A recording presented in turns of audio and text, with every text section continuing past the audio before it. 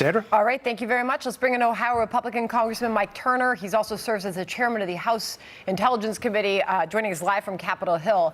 As all this news is breaking this afternoon, I'm also getting more detail from our producer in that courtroom that the judge apologized to the president's son, Hunter Biden, near the end of the hearing, saying, quote, "Mr. Biden, I know you want to get this over with, and I'm sorry, but I need to get more information to do justice, as I'm required to do."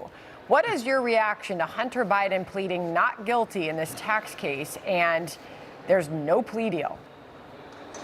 Right. Well, this is certainly quite a shift. And I want to give Jason Smith, the chair of Ways and Means Committee, credit because he filed an amicus brief with this court, bringing to this court the testimony of the IRS whistleblowers who laid out the Department of Justice misconduct in this case.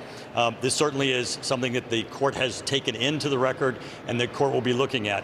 This really shows, I think, the breadth of the misconduct the Department of Justice has done. When you look at this plea deal, and not only is it a sweetheart deal, it goes beyond that. It even includes things that were troubling to the judge. It's not just preferential treatment. It looks like they're trying to pull a fast one on the court itself. This deal also by the Department of Justice having allowed the statute of limitations to have run on the 2014 and 2015 payments that Hunter had received would shield him from the scrutiny of where did these foreign payments come from and where did they go, which of course leads to the question of the president's involvement himself. Congressman, what do you make just of the very fact that this plea deal hearing was going to go ahead this morning, despite the fact that the Oversight and the Judiciary Committees have uncovered all of this new evidence? We heard these whistleblowers lay out their case for how they wanted felony charges brought against Hunter Biden. Those were diminished to misdemeanor charges. And then this Form FD 1023, which we're told the FBI has corroborated at least part of, that details a potential bribery scandal involving not just Hunter Biden, but the president as well. Right, so I sit on the Oversight Committee with James Comer as chair. He's done a great job in following the money, and that really raises the serious questions that I think this court needs to take a look at. What's extraordinary about what's happened today is this is the worst case scenario for President Biden, where the Department of Justice thought that they were going to get just a rubber stamp walkthrough of Biden, where there would probably be very little mainstream media or broad media coverage of this issue. This case has been broken wide open. Now the American people are going to understand the extent to which there are not accusations, but actual documentation of payments that were made from foreign investors, foreign entities that went through Hunter Biden, through shell companies. And the question goes, well, what is the president's involvement? What did he know and what did he receive? That allows this investigation that's going to be occurring and ongoing in Congress to impact overall this attempt by the Department of Justice and its misconduct to get a sweetheart deal for Hunter Biden, who is at the center and core of all of this. Well, the ongoing nature of that is why there are serious political implications to consider in this moment. You just heard that from Karl Rove. Not a good day for the president and his reelection bid. Doug Schoen, a Democrat, earlier on this network, suggesting this is a good day for Gavin Newsom. What do you see as the political implications for the president and him running for president again?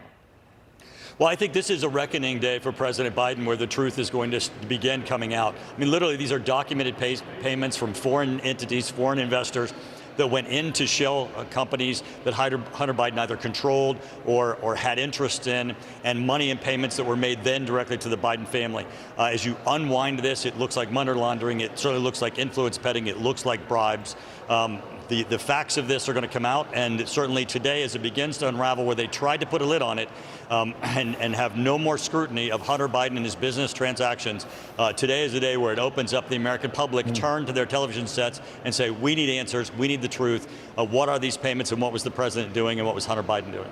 It's certainly going to make the testimony that you're about to get from Devin Archer that much more interesting. Let me come back to something you said a moment ago, Congressman. You said this was supposed to be a rubber stamp walkthrough for the DOJ in court today. But my understanding of it is that it was the prosecutors who said, no, our understanding is that there's no immunity from future prosecution with the investigation that's ongoing.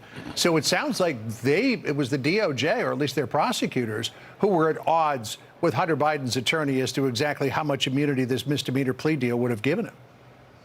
Well, and which goes right to the issue that this is clearly rushed, and it's an inside influence deal. If the court itself is reading this plea deal and has serious questions about what the language says and means, and she has the defendant standing in front of her saying that, I interpret this as I stand before you and agree to plead, that I believe the more lenient, more broader description is what I'm agreeing to, the court has to take a pause and also wonder, how did this come about? How did this language get before the court? How was it that the defendant had that understanding? What was the Department of Justice doing all along in this case that has resulted in this level of misconduct to have this land before the judge with so many questions not answered? Just some of the other reaction that we're getting from the Hill, including yours, live in this moment. James Comer reacting to the Hunter Biden plea deal latest, saying, quote, "I think it gives our investigation a lot more credibility," says Comer. "I think we've learned that there has been an ongoing investigation into Hunter Biden," Comer says, which was a claim he'd made following the FD 1023 viewing. Just get your reaction to that, Congressman. Well, it's absolutely true. I'm on his committee. I've been working with, his work product as he's been briefing members of the committee, and of course the hearing that we just had that the public got to see of the IRS whistleblowers. They had great credibility, and they were certainly shown to have a great understanding of the issues here and the misconduct from the Department of Justice. All right. Congressman Mike Turner, thank you for being with us. We really appreciate it. A lot more to digest in the days ahead. Appreciate it. Thank you. Let's go back to Andy McCarthy, former